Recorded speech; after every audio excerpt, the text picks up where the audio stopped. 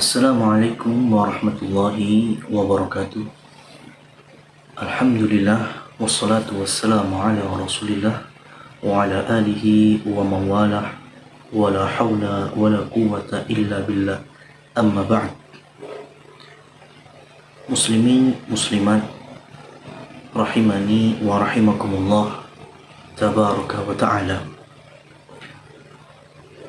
Siaran ini kami sampaikan tepat pada tanggal 25 Desember 2020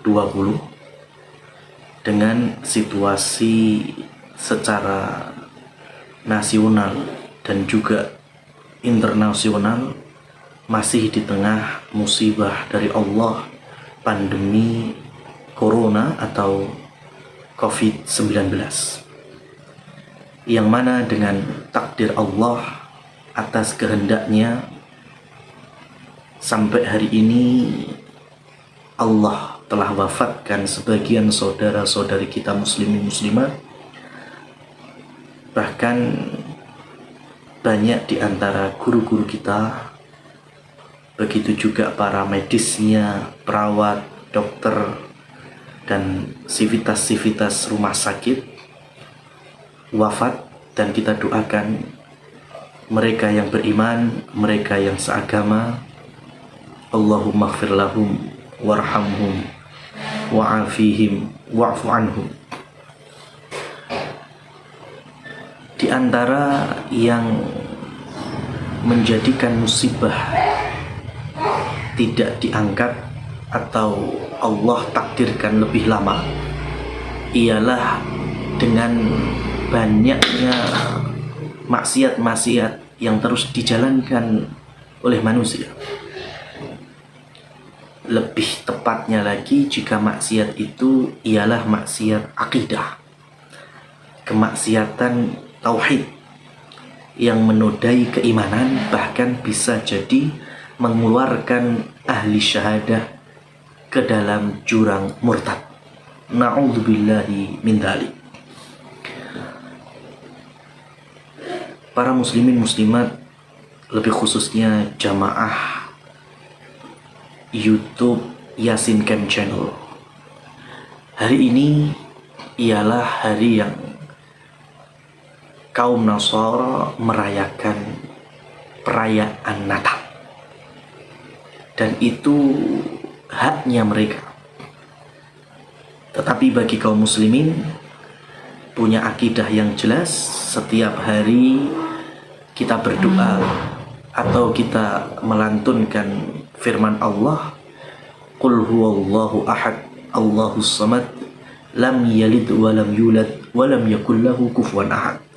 Di salah satu ayatnya tersebut bahwa Allah Maha yang tidak pernah beranak dan tidak pula diperanakkan. Ini akidah kita, bahkan masuk dalam deretan dzikir ba'da shalah. Lantas, kalau setiap hari kita memanjatkan firman Allah, lam yalid wa lam yulad, ridhokah kita jika lisan ini kemudian ikut mengucapkan perayaan-perayaan semisal Natal? Ini yang menjadikan Allah subhanahu wa ta'ala terus memberikan ujian, cobaan, musibah dari hari ke hari, dari tahun ke tahun. Memang salah satu fungsi kita menuntut ilmu supaya lebih takut kepada Allah. Rasulullah Shallallahu Alaihi Wasallam bersabda, Ana a'lamukum billah wa ahsyakum. Aku ini manusia yang paling mengenal Allah, sehingga aku orang yang paling takut kepada Allah. Al-ilmu khasyatullah, ilmu yang mengantarkan kita takut kepada Allah subhanahu wa ta'ala. Maka kami yakin sebagian kaum muslimin yang ikut merayakan perayaan Natal, mereka yang belum punya rasa takut kepada Allah, atau mereka belum mengenal Allah karena tidak berilmu, tapi yang lebih mengkhawatirkan jika mereka tahu tapi memang sengaja mereka mengajak perang atau membuat murka Allah. Fa na'udzubillah min dzalik, fala haula wala quwwata illa billah. Al-Qur'an hujjatun laka aw 'alaika. Kelak di hari akhir, Al-Qur'an yang kita baca ini bisa menjadi argumen yang mensupport kita atau memberikan syafaat kepada kita, atau sebaliknya Al-Qur'an menjadi bumerang bagi kita. Kok bisa? Karena kita tahu kitabullah, tapi kita menyelisihinya. Allah subhanahu wa ta'ala berfirman, Laqad kafara alladhina qalu innallaha thalithun thalatha. Sungguh telah kafir siapa saja yang berkata bahwasanya Allah satu di antara tiga, Trinitas. Dalam ayat yang lain Allah berfirman, Laqad kafara alladhina qalu innallaha huwal masih ibnu Maryam. Sungguh telah kafir siapa saja yang berkata Allah ialah Al-Masih Isa ibnu Maryam. Kita sangat tahu bahwa akidah ini akidah miliknya Nasrani yang mengatakan Isa anak Tuhan, Tuhan ada tiga di antara satu di antara tiga. Maka sungguh siapa yang mengucapkan dan ikut merayakan Natal mendukung akidah Trinitas ini. Al-Quran sepakat menyepakati akan kebatilannya. Begitu juga Rasulullah SAW telah mewanti-wanti dengan sabda beliau, la tattabi'anna sunana man kana qablakum shibron bi shibrin wa dhira'an bi dhira'in. Sungguh pasti di antara umatku, yaitu kalian muslimin muslimat, mengikuti pola pakem agama serta kehidupan orang-orang sebelum kalian, yaitu orang Yahudi, orang Nasrani. Hari ini sungguh telah terjadi begitu jelas orang-orang di antara muslimin yang memberikan pola pikir ideologi syubhat bahwa Natal sama dengan hari kelahiran dan hari kelahiran adalah maulid.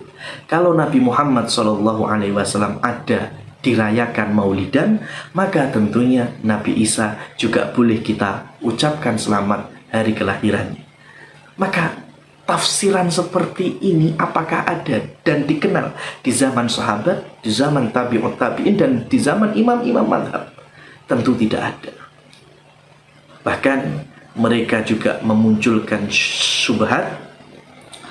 Kalau kita mengucapkan selamat hari Natal, artinya selamat kelahiran Yesus Kristus, Isa, itu merupakan akidah kita. Kalau kita yakin Nabi Isa itu masih hidup, makanya kita rayakan ulang tahunnya, dirgahayu Nabi Isa. Fala haula wala quwata illa billah. Siapa di antara para ulama salafus saleh yang punya pemikiran seperti ini? Kalla thumma kalla. Maka sekali-kali tidak akan pernah kita temui ulama dari kalangan madhab apapun itu, baik Hanafiyah, Malikiyah, Syafi'iyah, Hambaliyah, yang punya penafsiran seperti ini. Begitu pula firman Allah Subhanahu wa ta'ala yang menceritakan Nabi Isa memohon keselamatan, Assalamu alayya yaumun wulidtu wa yaumun amutu wa yauman ubhathu. Keselamatan di sini dimaknai sebagai keselamatan bahasa Indonesia, selamat. Selamat hari lahirnya aku, yaitu Nabi Isa. Selamat hari kematianku, selamat hari kebangkitanku. Maka tentunya tidak ada satupun ulama tafsir yang menyatakan demikian, karena assalam di sini yaitu doa keselamatan, sebagaimana kita mengucapkan assalamualaikum, semoga kalian Allah berikan keselamatan, semoga aku Allah selamatkan di hari aku dilahirkan. Dan terbukti Nabi Isa lahir tanpa ada godaan dari syaitan. Nabi Isa memohon keselamatan di hari kematian dan Allah kabulkan. Beliau wafat tidak disalib dan beliau memohon keselamatan di hari dibangkitkan, dan Allah nanti juga kabulkan. Nabi Isa dibangkitkan dalam kondisi mulia seperti halnya saudara-saudara Nabi dan Rasul lainnya. Tidak seperti orang-orang yang mentakwilkan dan merubah Injilnya. Mereka akan dibangkitkan, ada yang kepalanya di bawah, ada yang dalam kondisi buta, bisu, tuli, dan kebangkitan-kebangkitan buruk lainnya. Ma'asyiral muslimin muslimat, para pengikut dari YouTube channel Yasin Camp yang dirahmati oleh Allah, begitu juga secara umum kami sampaikan kepada umat muslim supaya kita tidak cepat latah ikut-ikutan beragama bermodalkan broadcast, ya, kemudian atas nama toleransi sehingga kebablasan toleransinya, lakum dinukum waliyadin difahami tidak sebagaimana ahli tafsir memahaminya. Begitu juga untuk perayaan-perayaan yang lain, seperti hanya perayaan hari ibu, hari ayah. Kenapa kaum muslimin juga ikut-ikutan?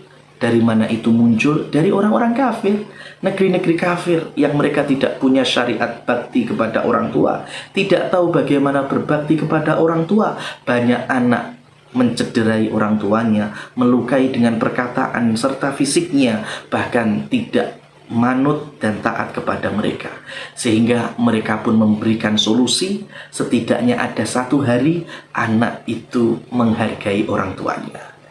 Adapun kita, Masya Allah, tidak ada satupun syariat kecuali syariat Islam yang menata bakti kepada orang tua selagi hidup sampai wafat. Sampai wafat tetap kita bisa berbakti dengan cara menyambung tali silaturahim, menyambung tali ukhuwah orang-orang yang dulu baik dengan orang tua kita, guru-guru orang tua kita, dan lain seterusnya.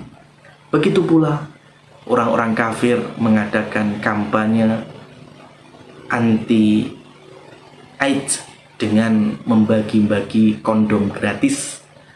Kenapa ini terjadi? Karena negeri mereka negeri yang melegalkan perzinahan, melegalkan hubungan tanpa status, tanpa kehalalan suami istri, sehingga akhirnya statistik AIDS penderitanya semakin bertambah, penyakit kelamin semakin bertambah, sehingga mereka mengkampanyekan kalau mau berhubungan maka pakai pengaman kondom. Dan ternyata naif, sampai di kita juga demikian. Ada kampanye hari AIDS sedunia, dan di antara kampanye itu bagi-bagi kondom. Padahal Islam sudah jelas, wala taqrabuz zina, jangan dekati perzinahan. Hubungan suami istri lazim dengan catatan sah ada akad suami dan istri. Demikian kaum muslimin yang dirahmati Allah, semoga kita tidak cepat mudah untuk ikut-ikutan. Dan pesan yang terakhir, mari kita berilmu dengan bermajlis, dengan berhadapan dengan para asatidzah, para guru-guru kita, dan jangan mencukupkan hanya dengan broadcast. Wallahu a'lam bishawab. Wassalamualaikum warahmatullahi wabarakatuh.